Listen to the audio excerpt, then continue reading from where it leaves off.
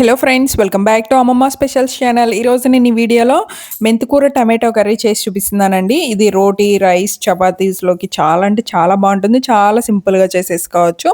ఈ వీడియో చూసి తప్పకుండా ఈ విధంగా ట్రై చేయండి. ఇప్పుడు తయారు చేసే విధానం చూద్దాము. ముందుగా మెంతికూర తీసుకోండి. ఆకులు మాత్రమే తీసుకోండి, కాడాలు కాకుండా ఇలా ఆకులు సపరేట్ చేసి శుభ్రంగా కడిగి తీసుకోండి. మీడియం సైజ్ కట్లో ఒక 4 తీసుకున్నాను నేను ఇక్కడ. ఇప్పుడు ఈ మెంతాకుని చిన్నగా కట్ చేసుకొని ఉంచుకోండి. మనం ఇలా కట్ చేయడం వల్ల ఆకు అనేది త్వరగా వేగుతుంది కూడా. ఇప్పుడు గ్యాస్ ఆన్ చేసుకొని కడాయి పెట్టుకొని దాంట్లో ఒక 3 నుంచి ఒక 4 స్పూన్లు ఆయిల్ వేసుకోండి. ఆయిల్ వేడైన తర్వాత పోపు దినుసులు వచ్చి 1 స్పూన్ వరకు అన్నీ కలిపి 1 స్పూన్ అలా వేసుకోండి. శనగపప్పు, మినపప్పు, ఆవాలు, జీలకర్ర వేసుకుంటున్నాను. ఈ పోపు దినుసులు వేగిన తర్వాత పెద్ద సైజు ఉల్లిపాయ ఒకటి ఇలా చిన్నగా కట్ చేసుకొని వేసుకొని వేయించుకోండి. అలాగే ఒక 2 పచ్చిమిరపకాయలని ఇలా చిన్న ముక్కలుగా కట్ చేసుకొని వేసుకోవాలి.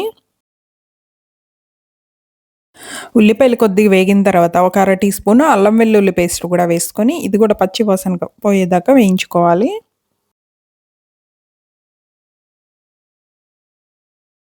వేగిన తర్వాత ఇప్పుడు దీంట్లో మెంతికూరని కట్ చేసుకొని ఉంచుకున్నాం కదా, ఆకును కూడా వేసేసుకోండి. ఈ మెంతికూర నూనెలో బాగా వేగి దగ్గరికి అయ్యేంత వరకు వేయించుకోవాలి. ఒకసారి బాగా కలిపేసుకొని మూత పెట్టుకోండి. మనకి బాగా దగ్గర పడి బాగా వేగుతుంది కూడా, కొంచెం చేదు కూడా తగ్గుతుంది.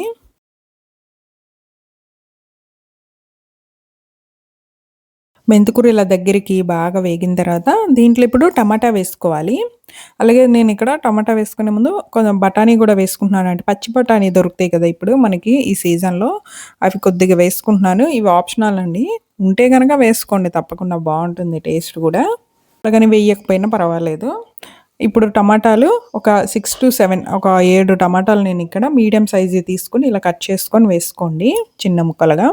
త్వరగా వేగిపోతుంది కూడా. మనకి టమాటా ఈ కూరకు ఎక్కువ పడుతుందండి, ఎందుకంటే మెంతికూర చేదుగా ఉంటుంది కదా, ఆ చేదుని ఈక్వల్గా బ్యాలెన్స్ చేయాలనుకుంటే టమాటా కొంచెం మనం ఎక్కువ వేసుకోవాలి. అలాగే ఇందులో ఇప్పుడు సరిపోయినంత ఉప్పు వేసుకోండి. ఒక పావు టీ స్పూన్ సాల్ట్, 1 స్పూను ధనియాల పొడి కూడా వేసుకొని ఒకసారి బాగా కలిపేసుకొని మూత పెట్టుకుని టమాటా మనకి బాగా పచ్చివాసన పోయేదాకా బాగా దగ్గర పడి బాగా వేగాలి. అప్పుడే మనకి కూర టేస్ట్ చాలా బాగుంటుంది. అలాగే కారం కూడా వేసుకోండి. మీ టేస్ట్కి తగ్గట్టు, అంటే ఎంత స్పైసీ తింటారో చూసుకొని కారం కూడా వేసుకోండి. నేను కారం అయితే చివర్లో వేస్తున్నానండి, ఎందుకంటే మా పాప కారం తింది కాబట్టి. ఈ టమాటా ఇవంతా బాగా వేగిన తర్వాత కొంచెం సపరేట్ చేసేసి అప్పుడు చివర్లో కారం వేసుకుంటాను. అలానే కూర వదిలేకుండా మధ్య మధ్యలో మూత ఓపెన్ చేసి ఒకసారి టమాటాని బాగా ఇలా గరిటతో మెత్తగా చేస్తూ బాగా కలుపుకొని దగ్గరికి అయ్యేంత వరకు ఉడికించుకోండి.